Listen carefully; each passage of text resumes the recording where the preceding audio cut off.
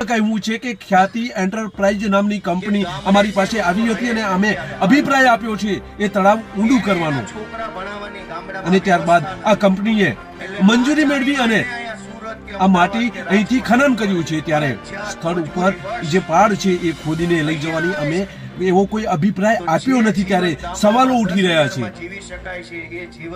સરકારી મિલકતને આ કંપની દ્વારા નુકસાન કરવામાં આવ્યું છે.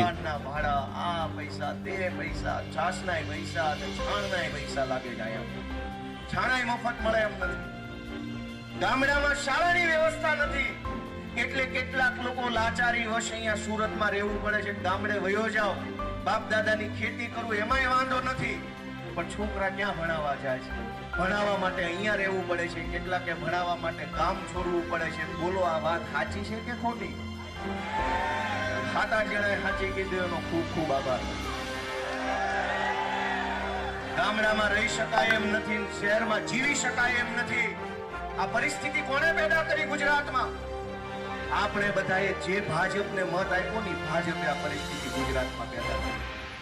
હું તમને વાત કરું કે ટીપીના નામે મેં જે તમને વિચાર આપ્યો એ સાચો છે ખોટો છે? ચૂંટણી ટાણે જ્યાં મત દેવો એના દેજો, એ તમારો અધિકાર છે. હાલ તમે થાય એટલો આમ આદમી પાર્ટીનો ભયંકર પ્રચાર કરશો ને, આ CR પાટીલ રૂપિયાના કોથળા લઈને વરાછામાં નો આવે તો કહેજો ને. આવશે, મને વિશ્વાસ છે. માલ બહુ લૂટ્યો છે ભાઈ, આપણો જ માલ છે. ખાલી તમે એકવાર આમથી આમ ફેરવો ને તો પૈસા નીકળે એમ છે. 13,500 રૂપિયા માટે આપણે હાથ લાંબા કરવાના? 5-5 લાખના તો પેલા માવા ખાઈ નાખતા. માવા 13,000 ની તો વાત ક્યાં કરવાની રહી. આ તો નથી એવો સમય, એટલે કેવું પડે છે કે લાવો પૈસા આપો. નહીતર હતો હારો સમય, તેથી ક્યાં કોઈ 13,000 નો હિસાબ નથી કર્યો. માવા વાહે 5-5, 10-10 કરોડ ખાલી એટલામાં વપરાઈ જાય છે. વાત સાચી છે ખોટી છે?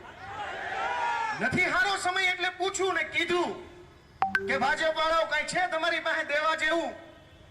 30 વર્ષથી તમે મત આપ્યા ને એકવાર હાથ લાંબો કર્યો, શું આપ્યું? આશીર્વાદ કે આમ નામ કરો? દોસ્તો, વિચારવાનું આપણે છે. આ ગુજરાત આપણું છે. તમે વિચાર કરો કે 20-20, 30-30 વર્ષથી આમાં બેઠેલા લગભગ માણસોએ ભાજપને મત આપ્યા છે. પહેલા કોર્પોરેટર હતા, ધ્યાનથી સાંભળજો. આ સુરતમાં, આ વરાછામાં, આ કતારગામમાં, આ મોટા વરાછામાં કે આ મૈધરપુરામાં જે લોકો ભાજપના કોર્પોરેટર તમારા મતથી આજથી 30 વર્ષ પહેલા બન્યા, 25 વર્ષ પહેલા બન્યા, 20 વર્ષ પહેલા બન્યા, 15 વર્ષ પહેલા બન્યા, એની પાસે માલ વધુ છે કે તમારી પાસે માલ વધુ છે? હોય એવું કહો તો કેમેરામાં આવે, કોની પાસે માલ વધુ છે? તમે જેને મત આપ્યા એ માણસ તમારા કરતા આગળ નીકળી ગયો, તમે હીરા ઘસતા રહી ગયા, જિંદગી ઘસાઈ ગઈ ને બધું ઘસાઈ ગયું, પણ મેળ નો પડ્યો આપણો. તો એવો તો એને કયો ધંધો કર્યો જે આપણે ન કરી શક્યા? દોસ્તો, જાગવાનો સમય છે. વિસાવદર વિધાનસભાની જનતાએ ગુજરાતને એક નવો રસ્તો બતાવવાનું કામ કર્યું છે કે જનતા ધારે ને તો આવું થાય. આખી ભાજપની સરકાર ન્યા ઉતરી ગયેલી, મુખ્યમંત્રી ન્યા, ગૃહમંત્રી ન્યા, પાટીલ ન્યા, કૃષિ મંત્રી ન્યા, પાણી પુરવઠા મંત્રી ન્યા હતા. એટલા બધા ન્યા આવી ગયા હતા ને શેરીએ ચડ્યા હતા, ઉભા રોડે ચડ્યા હતા. ગોપાલને મત નો દેતા, પણ જનતા ધારે, નાગરિકો ધારે તો એનું પરિણામ કેવું આવે ને ભાજપ વાળાના મોઢા જોવો ને તો ખબર પડી જાય કે આવું થાય. 3 મહિના થવા આવ્યા, 4 મહિના થવા આવ્યા, એકેયના મોઢા ઉપર સ્માઇલ નથી આવતી હજુ. અમિત શાહ વરાછા આટા મારીને જાય છે, પણ કાન ભાંગે એમ નથી. હવે કાન બેઠી છે વરાછામાં. અમિત શાહ કોઈ ભાળ્યું છે એટલા વરોમાં? છેલ્લે એનું રાજસ્વી સન્માન કર્યું પાટીદાર આંદોલન તરફથી, થાળી ઉડાડીને સન્માન કર્યું. એ પછી નો આટા મારવા આવ્યો નતો, આ પછી આવ્યા. કાં આવ્યા? અને આવ્યા તા તો રત્ન કલાકારો વેદના કહાનો સાંભળી આવ્યા તા તો સાંભળતું જ આવતું ને કે હીરાના ધંધામાં હું હાલે છે. આ હીરાનો ધંધો આખી દુનિયાએ જોડાણેલો છે. દોસ્તો, અમે તો તમને વિનંતી કરવા આવ્યા છીએ કે તમારે હાથમાં જગાડવો પડશે. અને ખાલી એક સમસ્યા હોત તો કોઈ સમસ્યા નથી. ખાલી હીરાના ધંધામાં મંદી આવી એટલા પૂરતી જ વાત હોત તો આ સભાનો કોઈ મતલબ જ નથી. આપણે 100 સમસ્યાઓથી ઘેરાયેલા માણસો છીએ. હીરાના ધંધામાં મંદી છે, સામે આપણા બાળકો ડ્રગ્સ ને દારૂના રવાડે ચડે એવી વ્યવસ્થા ભાજપે કરી છે. એક બાજુ કમાણીમાં કાંઈ નહીં, એક બાજુ છોકરાને લત ચડી ગઈ હોય તો ક્યાં જઈને આપણે રોવું? જે કોઈ ખભો કે જ્યાં માથું મૂકીને રોઈ શકીએ કે અમારા છોકરા ડ્રગ્સના રવાડે ચડ્યા. ભાજપના માણસો બેફામ ડ્રગ્સ વેચાવે છે, કરોડો રૂપિયાના હપ્તા કમલમ કાર્યાલય સુધી જાય છે. તમે હેલ્મેટ પહેર્યા વગર નીકળો તો પોલીસને ખબર પડી જાય છે, તો ડ્રગ્સ વેચે છે એ ખબર કેમ નથી પડતી? કેમ કે હપ્તા ઠેઠ ઉપર ઉધી જાય છે એટલે ખબર નથી પડતી. તમે અહીંયા ગાડી મૂકી હોય ડિવાઈડર પર ચડાવીને, તો સિંઘમોને ખબર પડી જાય છે કે આ ગાડી નો પાર્કિંગમાં છે, પણ પાર્કિંગ જ ન હોય એવા ગેરકાયદેસરના બિલ્ડિંગ કોક બનાવીને વહી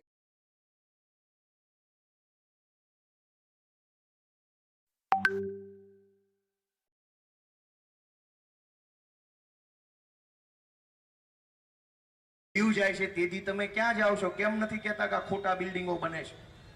પાર્કિંગ વગરના ગેરકાયદેસરના કરોડો રૂપિયાના બાંધકામ થઈ જાય છે સુરતમાં. અધિકારી પૈસા ખાઈ જાય, ભાજપ વાળો પૈસા ખાઈ જાય, અને પછી એ બિલ્ડિંગમાં કોઈ દુકાન બને.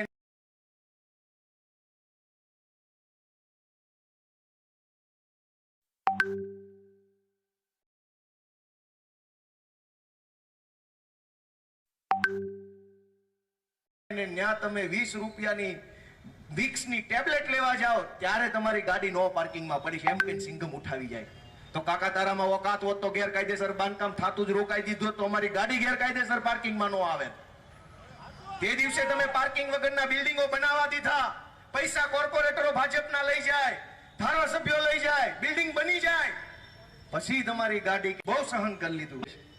મારું તો એમ કેવું છે કે સરકાર કાંઈ નહીં તો આ ખાલી મિની બજાર, ચોકસી બજાર, મૈધરપુરા માર્કેટ અને જે કાંઈ હીરાના જે મોટા મોટા સેન્ટરો છે સુરતના, નંદુ ડોશીની વાડી, કતારગામ, ન્યા પાર્કિંગના નામે, હેલ્મેટના નામે ગાડીઓ ઉઠાવી ગયા. એમાંથી જે તોડ કર્યો ને એ રૂપિયા પાછા આપે તો રત્ન કલાકારોને સહાય પૂરી પડી જાય એમ છે.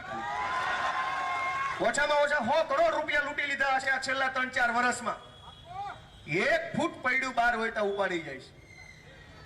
1 ફૂટ ખાલી પડ્યું બહાર હોય એટલે ઘચ લઈને ફોટો પાડે કે 1 ફૂટ પડ્યું બહાર હતું, અને આખું બિલ્ડિંગ ખોટું બન્યું. એનું હું તો કે ન્યા અમારી ઓકાત નથી બાપા, મારીને બૂઠા પાડ નાખે એમ છે.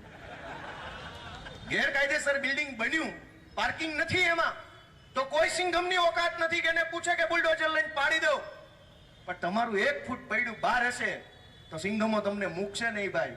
ફરજમાં રૂકાવટનો ગુનો દાખલ કરો. આ તારી ફરજ, આ ફરજ છે જનતાને લૂંટવાની, જનતાનું શોષણ કરવાની, જનતા ઉપર તાનાશાહી કરવાની ફરજ.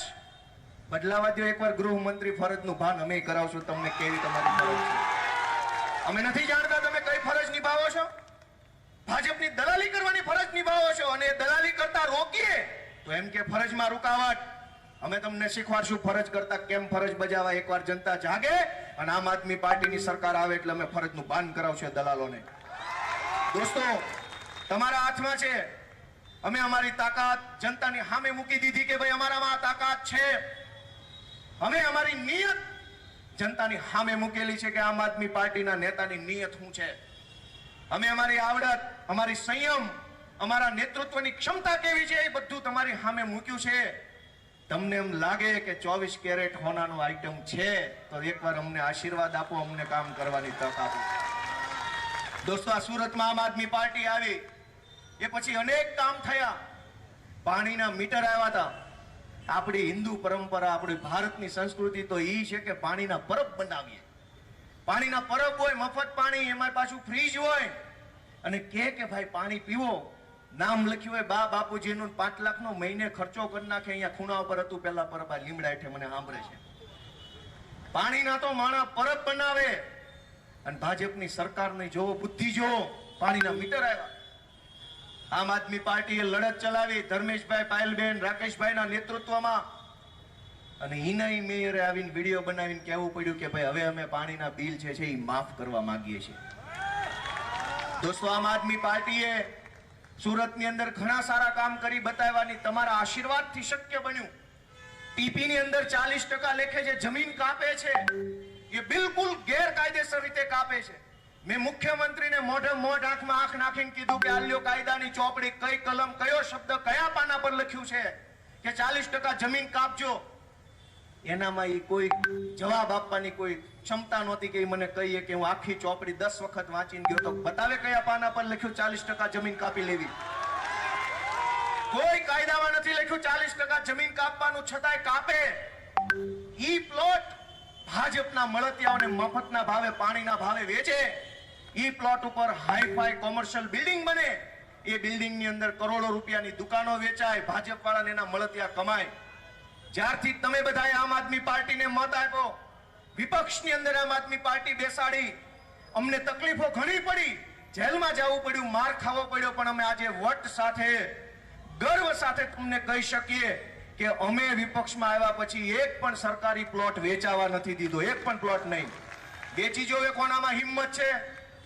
અને અમે જાહેર કર્યું હતું કે જેને પ્લોટ લેવો હોય પાણીના ભાવે સરકારી પ્લોટ, પોતાના જોખમે લેજો, અહીંયા એક ઈંટે પડવા નહીં દઈએ સરકારી પ્લોટ ઉપર. 40% જમીન કપાતના નામે સરકારી પ્લોટ વેચાવાનું કામ અમે બંધ કરાયું સુરતમાં. તમે બધા કેવા સારું કર્યું કે ખરાબ? આજ આ વરાછાની હાલત જુઓ. ફાયર સ્ટેશન બનાવવાની જગ્યા નથી, સરથાણાનું પોલીસ સ્ટેશન બનાવવાની જગ્યા સરથાણામાં નથી. શું કામ? ક્યાં ગઈ 40% જમીન? કપાત તો બધે કરી. લક્ષ્મણનગર, ઘનશ્યામનગર, નાના વરાછાની શું હાલત છે? 40% જમીન તો બધે કપાત કરી, પણ મળતિયા ખાઈ ગયા. પોલીસ સ્ટેશન પાસે પાર્કિંગ નથી. જાઓ વરાછામાં, કાપોદ્રામાં, ક્યાં ગાડી મૂકશો? પોલીસ સ્ટેશનમાં પાર્કિંગ નથી. એવી રીતે ખરાબ રીતે વહીવટ કરી અને લોકોને ચૂસી લેવામાં ભાજપે કાંઈ બાકી નથી રાખ્યું. દોસ્તો, અમે તમને હાથ જોડવા આવ્યા છે કે અમારી ચિંતા ન કરો તો કાંઈ નહીં, તમારી પોતાની અને તમારા બાળકોની ચિંતા કરતા હોય તો એકવાર હાવણો મારો ને ગંદકી ભાજપની સાફ કરો દોસ્તો.